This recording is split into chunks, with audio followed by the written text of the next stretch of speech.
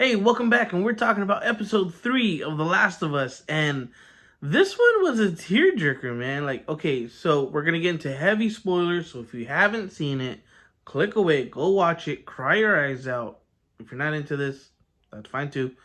Come back, we'll be here waiting.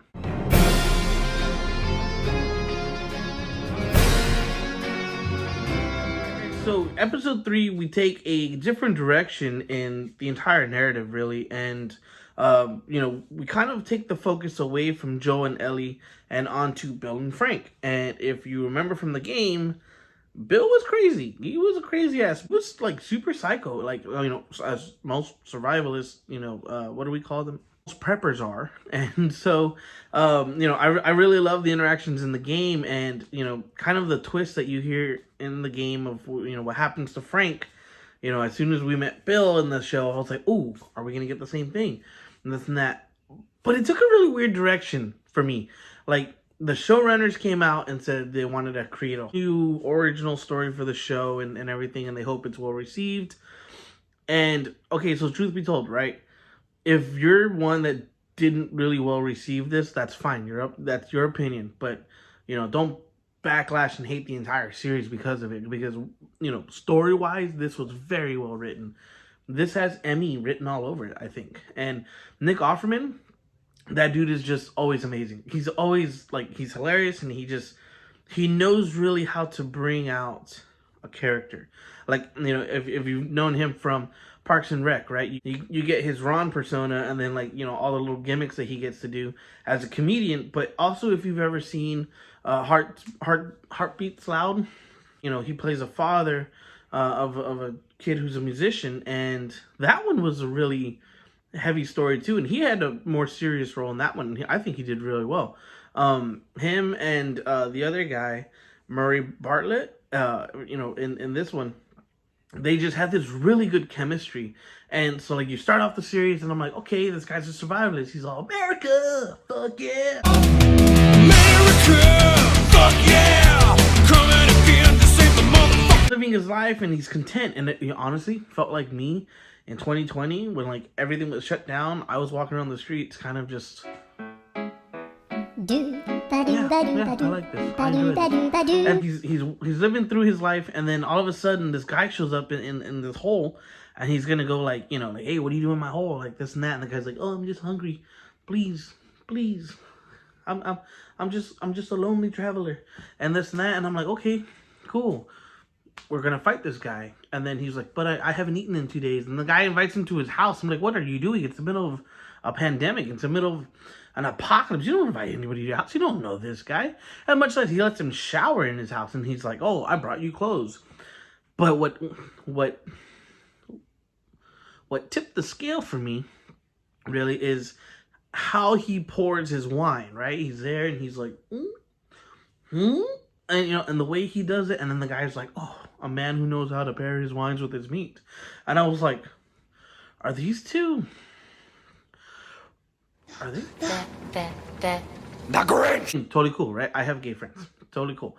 But it was just interesting to see that twist, and I was like, oh, okay, let's see how this goes.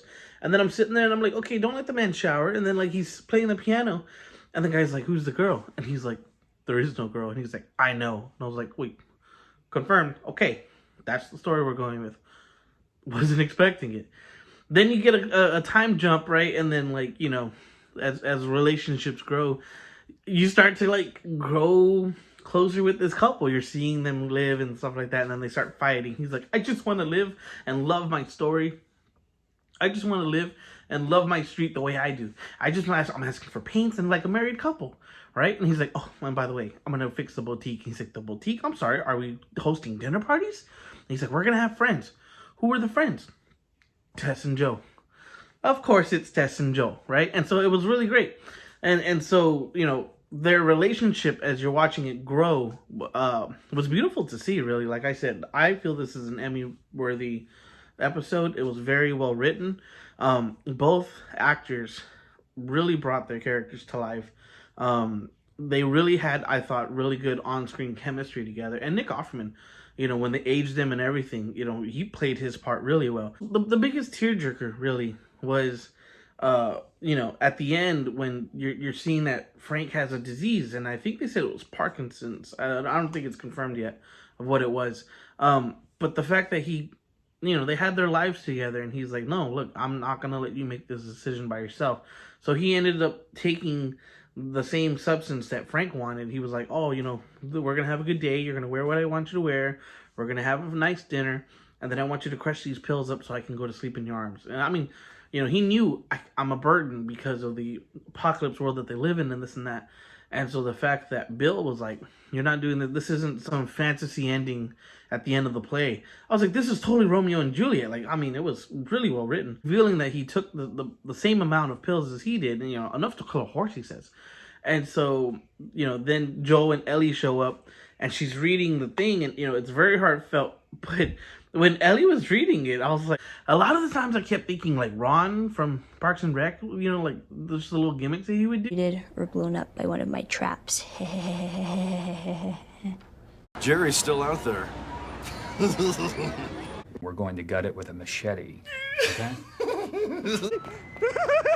The tragic part of the end was that as Joe and Ellie, after they've showered and video game attire on, right, for those that are like, oh, they're not wearing the same clothes as the video game, you know, it's whatever, to drive off, and it closes the chapter on Bill and Frank, but they said that their story is more meaningful to the overall arc of the entire series. So we'll see what that plays out to be. But when the camera spans out from the window, right, the only thing I just thought was like,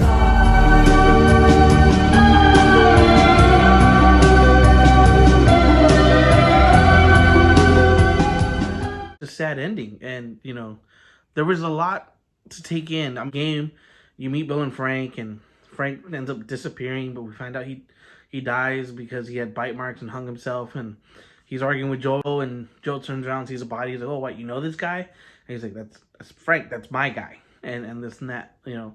But to see now that Bill also took his life, I was like, whoa, that was, like, you know, this was filled with a lot of twists. So it alone was, you know, emotional, raw, and, you know, show, you know, in the midst of an apocalypse, in the midst of, you know, being alone, you can find love. I mean, love is love, man. And, you know, Bill found his person. Like he told Joel, this was my mission. You have yours. We have a job to do. And he respected Joel. He respects, you know, he didn't really like him, but he respects him. But Joel realizes, okay, this is what I need to do. I accepted this job of taking Ellie. And this is where we start to get the rise of Papa Joel and the series. And, you know, hopefully with Last of Us 2, it's going to happen that we're going to lose Joel. And I'm not ready yet. And we're not even done with season 1. Hey guys, thanks for joining me on these reviews. I love your comments that are coming out. Let's keep chatting. Let's keep. I want to know your thoughts. Share me your insights. I mean, my opinion is not the only opinion. I'm not the one saying, oh, you have to listen to me or go listen to New Rockstars or anything else. You know, let's talk about it. Did you like this episode? Did you hate it? I want to know why. What are your thoughts? You know, we're all humans. We're all emotional. You know, I thought it was well written. Some people may not like it, but hey, to each its own. We'll see you next week, guys, for episode 4. It's been great.